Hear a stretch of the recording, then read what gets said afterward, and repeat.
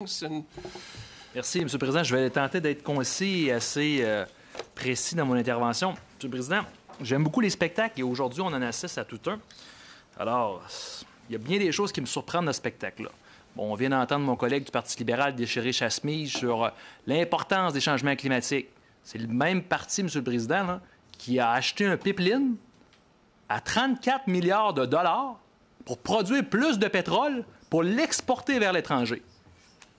Ça, c'est le gouvernement en place, qui tente de nous faire croire que les changements climatiques sont une priorité pour ce gouvernement-là. Vous savez, M. le Président, j'ai rarement vu des végétariens qui sont propriétaires d'une boucherie.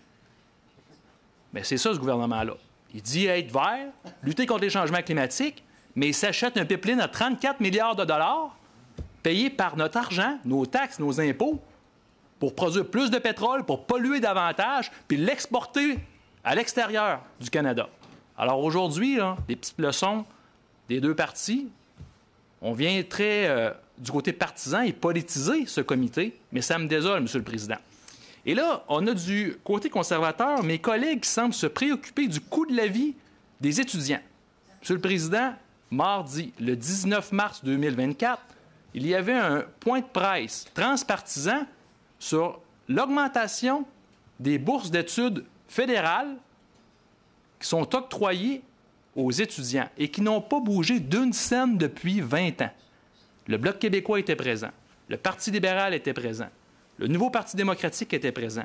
Nous étions présents avec l'Union étudiante du Québec, l'Alliance canadienne des associations étudiantes du Canada, l'Association canadienne des post-doctorants et doctorantes, le Mouvement Soutenez notre science, le Réseau politique scientifique d'Ottawa. Mais qui était absent, M. le Président? Le seul parti? Le Parti conservateur du Canada. Ces gens-là, qui veulent aspirer former un gouvernement, ne jugent pas prioritaire d'augmenter d'une scène des bourses d'études qui n'ont pas bougé depuis 20 ans. S'il y a bien des gens qui comprennent l'importance des taxes, M. le Président, c'est le Parti conservateur. Ils doivent comprendre c'est quoi l'inflation.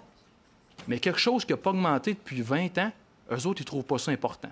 Alors là, aujourd'hui, ils nous font des pirouettes, des acrobaties pour nous faire croire que le coût de la vie et l'insécurité alimentaire des étudiants, ça les affecte à travers une taxe carbone.